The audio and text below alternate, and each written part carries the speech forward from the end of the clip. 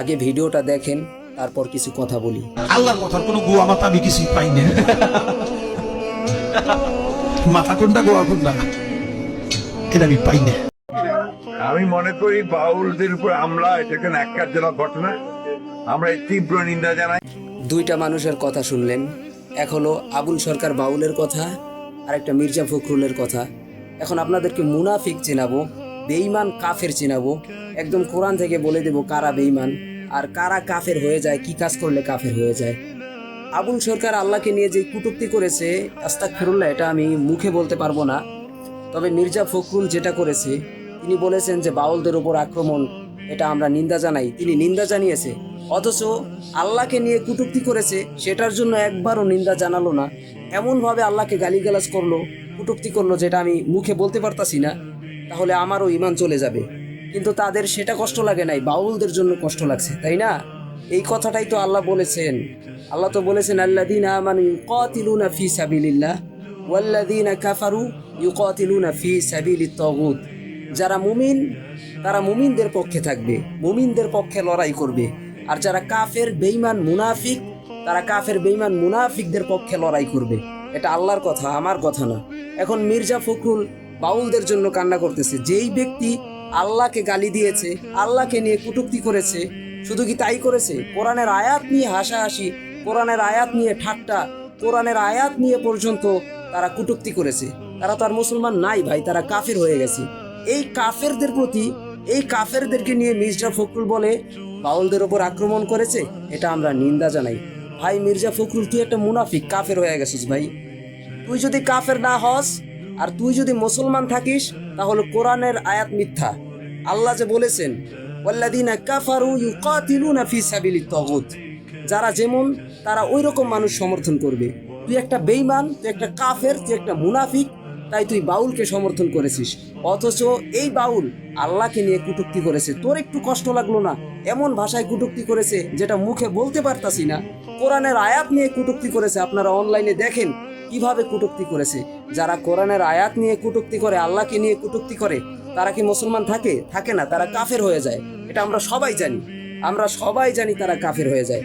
আর এই কাফেরকে সমর্থন করতেছে কে? মির্জা ফখরুল।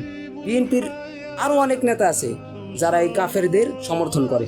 আপনি দেখবেন এই বাউল ফাউলরা যখন আল্লাহকে নিয়ে কটূক্তি করেছে, তখন তাদের পক্ষ কারা নিয়েছে? যারা বামপন্থী। যারা বামপন্থী তারা তাদের পক্ষ নিয়েছে, যারা ডানপন্থী তারা কিন্তু তাদের পক্ষ নেয় নাই। তাহলে মির্জা ফখরুল, সে যে একটা বেঈমান, সে যে একটা কাফের, আর কোনো সন্দেহ আছে? সে মুসলমান, সে দাবি করে সে মুসলমান, সে জেনারেল শিক্ষিত। আল্লাহর কসম করে বলি, ধর্মীয় বিষয় তার বিন্দু পরিমাণ জ্ঞান নাই, বিন্দু পরিমাণ। একটা বিএনপি নেতারও নাই।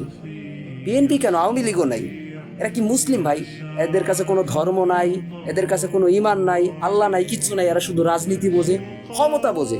তারা ভোট পাওয়ার জন্য বাউলরে সমর্থন করতেছে, অথচ আল্লাহকে কটূক্তি করেছে, তাদের একটু কষ্ট লাগে নাই। এই বিষয়ে কথা বলতেও আমার কষ্ট হচ্ছে। আর যিনি আল্লাহকে কটূক্তি করেছে এবং তাদের বিষয়ে আল্লাহ বলে দিয়েছেন, আল্লাহ বলেছেন, আল্লাহ বলেছেন, মালউনিনা আইনামা সুকিফু উখিযু ওয়া কুতিলু তাকতিলা। তারা অভিশপ্ত, তারা অভিশপ্ত। এই সকল হায়াওয়ানদের যেখানে পাবেন তাদেরকে হত্যা করবেন। আল্লাহ কি শুধু তাই বলেছে যে তাদেরকে হত্যা করবেন? আল্লাহ তাদেরকে নিষ্ঠুরভাবে, জঘন্যভাবে হত্যা করতে বলেছেন। এটা আল্লাহ বলেছেন। আল্লাহ, আপনি যদি আল্লাহকে ভালোবেসে থাকেন, তাহলে অবশ্যই এই ধরনের আউল ফাউল জানোয়ারদের যেখানে পাবেন সেখানে হত্যা করবেন। এটা আল্লাহর আদেশ, এটা আল্লাহর অর্ডার। আর এই ধরনের ফালতু লোকদের যে সমর্থন করেছে মির্জা ফখরুল, ওই শালাও একটা কাফের। গালি দিয়েই বললাম, ওই শালাও একটা কাফের হয়ে গেছে। এটা আল্লাহর কথা, ওয়াল্লাযীনা কাফারু ইউকাতিলুনা ফি সাবিলিত তাগুত। মির্জা ফখরুল যেমন মানুষ তেমন সমর্থন করেছে, আল্লাহর জন্য তার অন্তর কাঁদে নাই। যদি মুমিন হতো তাহলে আল্লাহর জন্য অন্তর কাঁদতো। আমি জানি না বিএনপির মানুষ আমাকে কি বলবে, আই ডোন্ট কেয়ার, সেটা আমার দেখারও দরকার নাই। কে আমাকে কি বলে ওটা আমার কিচ্ছু যায় আসে না। আমি একমাত্র আল্লাহকে ভয় করি, আমি আল্লাহকে ভালোবাসি, এজন্য আল্লাহর জন্য আমার অন্তর কাঁদে। আল্লাহর কসম করে বলি, যদি এই ধরনের আউল ফাউল বাউল আমি যদি কোনোদিন সামনে পাই, আমি সরাসরি তাকে হত্যা করব। এটা আমার আল্লাহর আদেশ। এরপর আপনারা আমাকে যা বলার বলেন, আপনাদের কথায় আমার কিচ্ছু যায় আসে না। আমি আমার আল্লাহর কথাকে গুরুত্ব দেই। আমি কি আপনাদেরকে কথা বুঝাতে পেরেছি? মির্জা ফখরুল তার আল্লাহর জন্য মন কাঁদে না।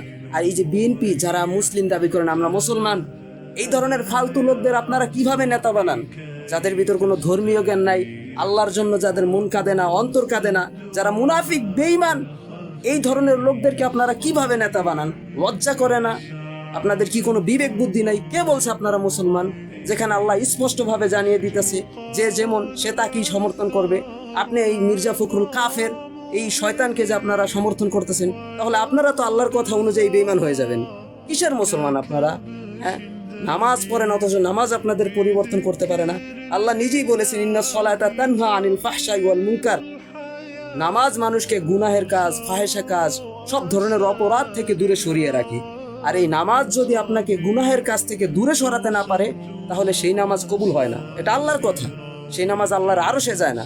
আপনি নামাজ পড়তেছেন অথচ এই ধরনের ফালতু নেতাদেরকে আপনি সমর্থন করতেছেন, যারা মুসলমানই নাই, মুনাফিক বেঈমান কাফের হয়ে গেছে। যদি কাফের না হয়ে যায় তাহলে কোরআন মিথ্যা হয়ে যাবে। আপনি তাদেরকে সমর্থন করতেছেন, আবার নামাজও পড়তেছেন, তাদেরকে সমর্থন করতেছেন, সুদ ঘুষ খাইতেছেন। এমন কোনো অপরাধ নাই যেটা না করতেছেন। যারা মদ গাঁজা খায়, মাগিবাজি করে, নারীবাজি করে, আপনি তাদেরকে নেতা বানাইতেছেন। মানে আপনার কি কোনো বিবেক বুদ্ধি নাই? আবার বলতেছেন আমি মুসলমান। যারা সত্য কথা বলে, যারা ডানপন্থী, আপনি তাদের বিরুদ্ধে লড়াই করেন। যারা আল্লাহর পথে থাকে, সত্য কথা বলে, আপনি তাদের বিরুদ্ধে লড়াই করেন। কোথায় আপনার বিবেক বুদ্ধি? আপনি কিসের মুসলমান? আপনি মুসলমানের ঘরে জন্ম হয়েছেন, আপনার কাজ কর্ম সব ইহুদি খ্রিস্টানদের মতো। আজকে এই যে বাউল সরকার, ফাউল, এই কথাগুলো যদি কোনো বিধর্মী অন্য ধর্মের মানুষ বলতো, মনে কোনো কষ্ট লাগতো না। সে একজন মুসলমান, সে শুধু আল্লাহকেই কটূক্তি করে নাই, আল্লাহকে গালিগালাজ করছে। আবার বলতেছে কোরআনে এত নাচ শব্দ কেন? কুল আউযু বিরাব্বিন নাস মালিকিন নাস ইলাহিন নাস, খালি নাচ নাচ নাচ শব্দ কেন? আল্লাহ নাচতে বলছে তাই আমরা নাচি। নাউযুবিল্লাহ।